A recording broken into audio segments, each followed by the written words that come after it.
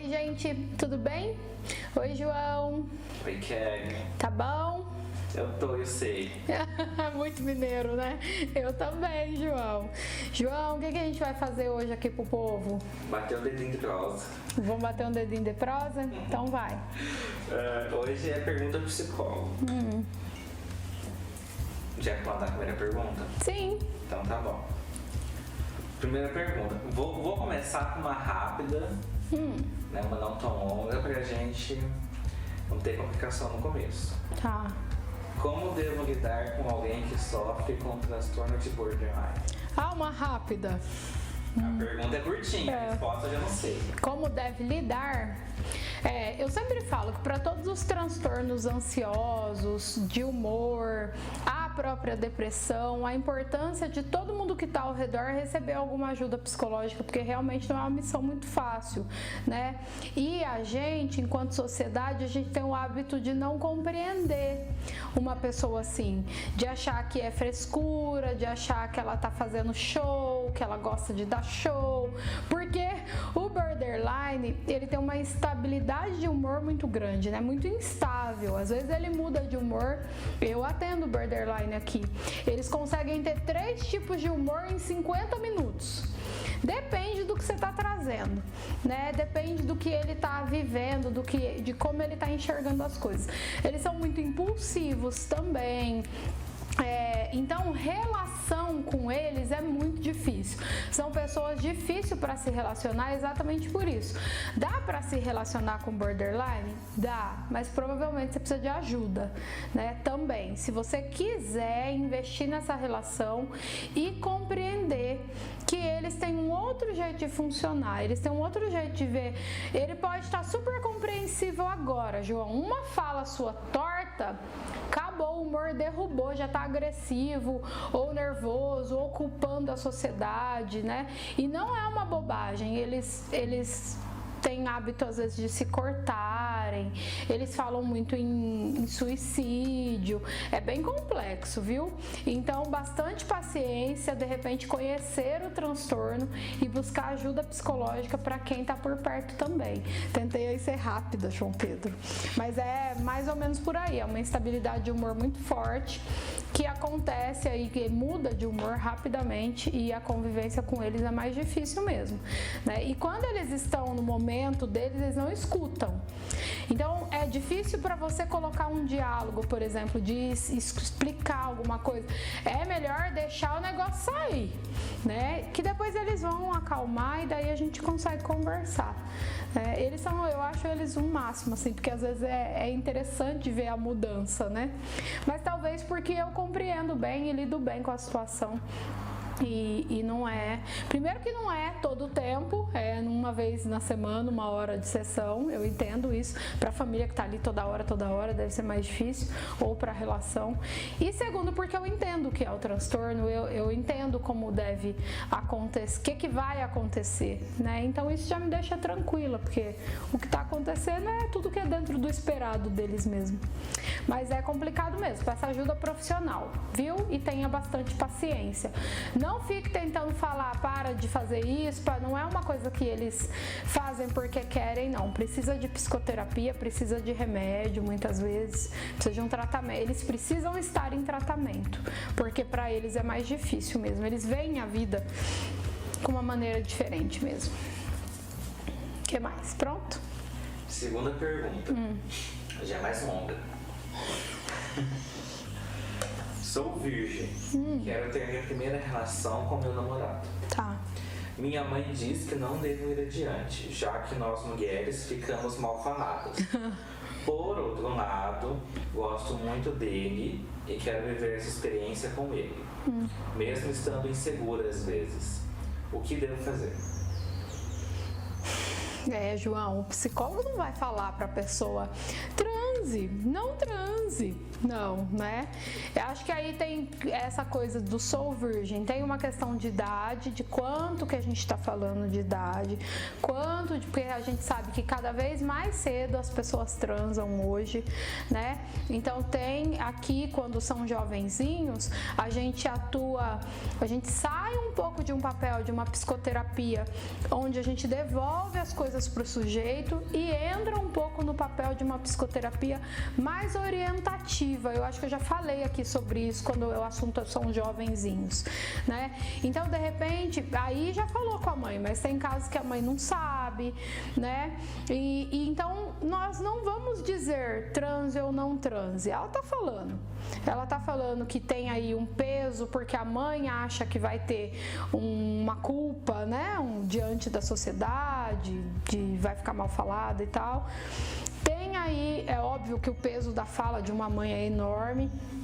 Tem aí a questão de repente não ser tão novinha assim, então já tá mesmo com o desejo mais à flor da pele. Tem o fato de gostar, de achar que ele é interessante. Então a gente nunca vai escolher pelo sujeito, a gente vai explorar esse assunto e orientar, né? Medo vai ter mesmo. Nenhuma mulher ou um homem tem a primeira vez sem insegurança, sem medo. Você teve insegurança e medo, né, João? Todo mundo, né?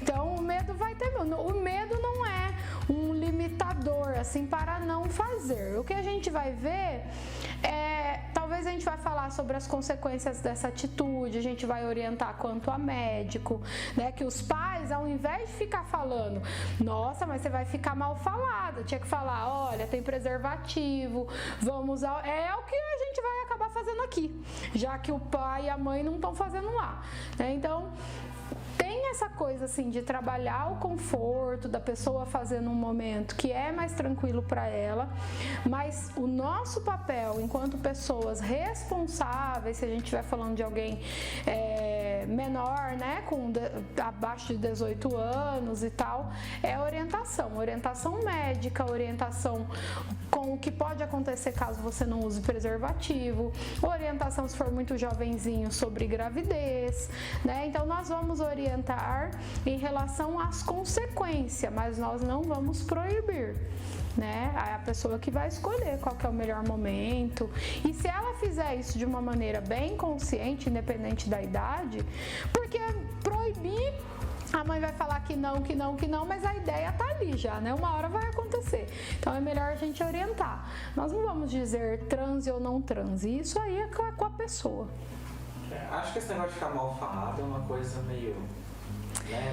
Ai, estamos ultrapassados. Eu fico até meio cansada com isso. Mas tudo bem, quando é o paciente, ele tem uma dor, né, um medo muito grande de ser, do que as pessoas vão falar. Veja, provavelmente eu não vou trabalhar mais, o meu foco de sessão vai mudar. Eu não vou mais trabalhar se ela vai ou não vai perder a virgindade. Isso aqui vai ficar aqui, só que eu vou resolver por outro caminho, que é compreender. Por que esse olhar do outro, né? Por que imaginar que as pessoas estão falando de você, ou por que de repente a própria família contestar os seus comportamentos, né? Por que existe essa dificuldade? O quanto que essa dificuldade da opinião do outro pode atrapalhar a vida do sujeito? Então a gente acaba jogando a sessão de uma outra forma, que quando essa pessoa ficar mais segura, se conhecer melhor, né? Ela vai acabar falando, eu vou transar e falem aí o que vocês quiserem, né? Cada um com seus problemas. Porque ali a mãe já sabe, pelo jeito a mãe não falou não, ela botou medo, né? E não orientou. Isso é falha, né? Você quer colocar o medo porque você não consegue conversar com seu filho sobre sexo, até que vai. Mas você precisa orientar quanto a questões médicas, de preservativo. O psicólogo vai fazer isso se for alguém sem orientação. Às vezes, até o adulto eu faço. Às vezes até o adulto que tem uma vida sexual assim muito ativa, que isso é muito marcante nas sessões, que cada dia ele tem um parceiro diferente, né? Eu acolho aquilo, trato aquilo com a maior naturalidade possível, porque eu não tô aqui para dizer pra pessoa se isso é certo ou errado. Talvez a gente vai compreender o que levou ele àquilo e ele vai mudar de comportamento ou não, mas isso é outra história. Mas às vezes eu falo, olha, você tá se cuidando, você tá indo ao médico, né? Você você já passou por situações que você teve medo, de risco, então mesmo o adulto, quando esse assunto ele é muito batido na sessão, eu ainda oriento, eu ainda lembro da importância da segurança e da importância das proteções para que isso aconteça. Tem mais? Tá gostoso o café?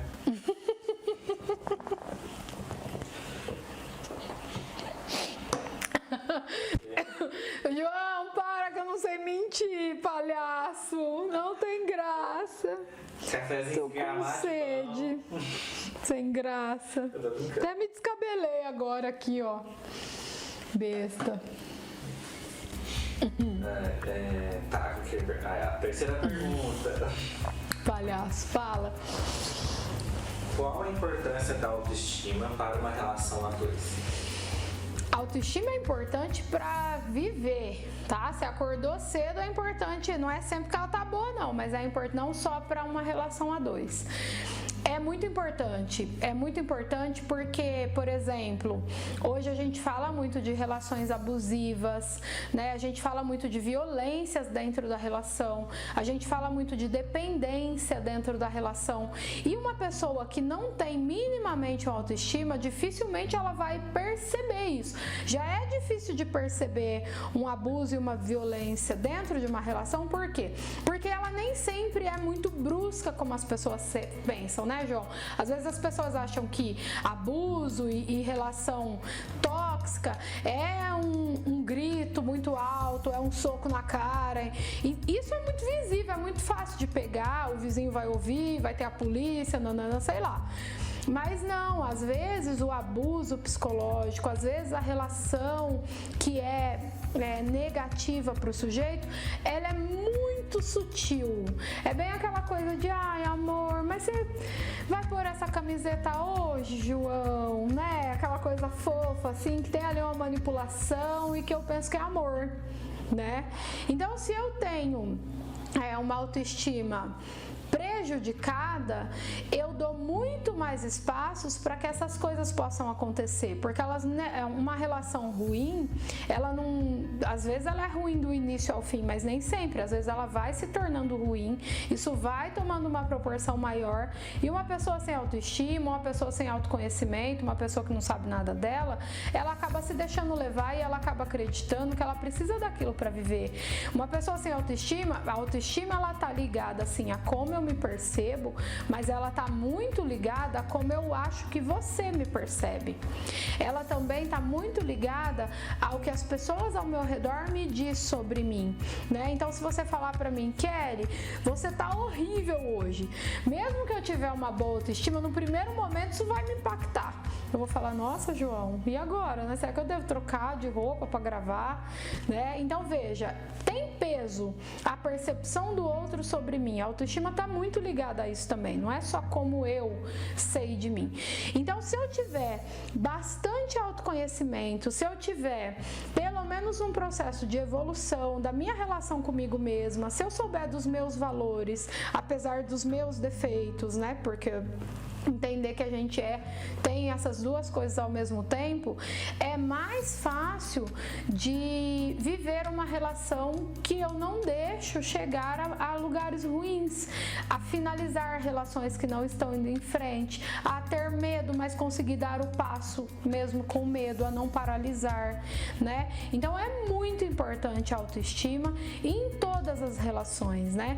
E eu não sei quem não sei se é algum teórico da psicologia ou algum filósofo, talvez seja o Freud, talvez eu esteja errando aqui agora, mas ele fala, né, ao invés de você ficar achando que tá todo mundo que tá te falando as coisas sobre você tá certo, certifique-se de que você não tá cercado por um monte de idiotas, né, porque às vezes você tá num ambiente extremamente adoecedor para você e você tá destruído no chão acreditando naquilo, mas você tá só cercado por idiotas. Então quando você tem autoestima, você também tem mais condição de cuidar melhor das pessoas pessoas que estão ali ao seu redor, sabe a hora de finalizar coisas ruins, relações afetivas, amizades ruins, né, que te desrespeitam, que não consideram você às vezes na mesma medida que você considera, e você só consegue saber tudo isso com boa autoestima, com bastante autoconhecimento, conhecendo bastante sobre você. Então é muito importante, viu, João? Tenha bastante autoestima aí, ó, nessa vida aí sua. Ok. Última pergunta. O ambiente em que estamos e as pessoas que convivemos realmente nos influenciam? Ou a frase "diga-me quem tu andas e te direi quem tu és" é um exagero? Tá vendo? Ó, pegamos o gancho aqui para falar do ambiente, né? Influencia sim, mas não é uma regra, tá? Essa frase aí eu não sei. Não acho que seja uma regra.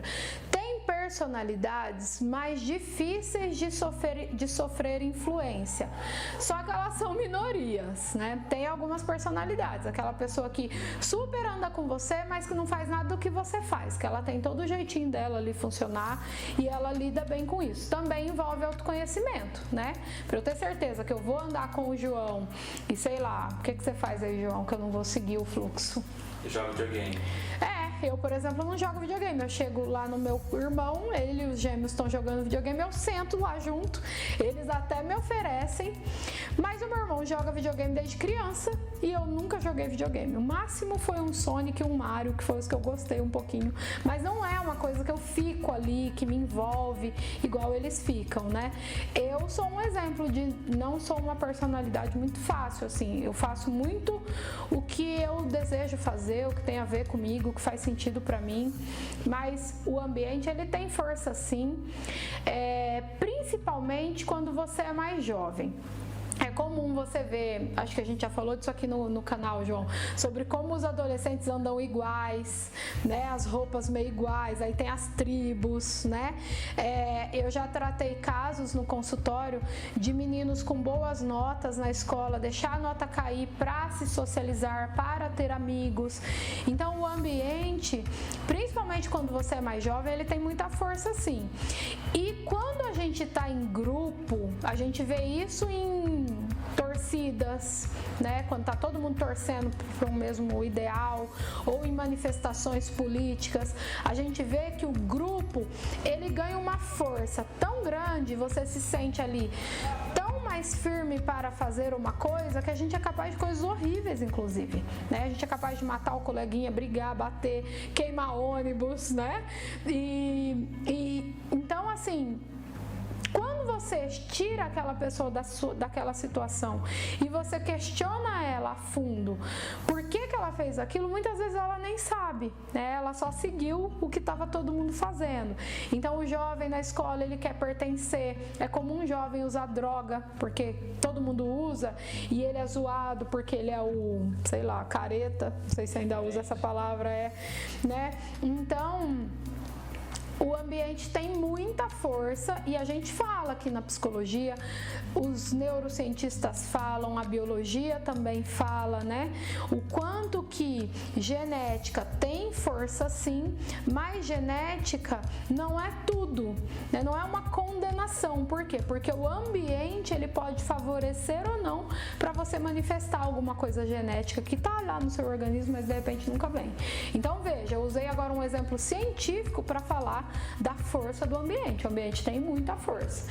Não sei se vem assim como condenação, mas acredito que para a maioria dos casos você acaba sendo muito julgado por estar no grupinho ali que você faz parte, que você pertence. Por isso que você precisa saber de você, porque as pessoas também podem julgar o quanto elas quiserem, né? Se eu tô bem, se eu tô me sentindo bem, se eu me sinto acolhido aqui, mesmo eu sendo diferente, quem decide sou eu, não cabe a ninguém.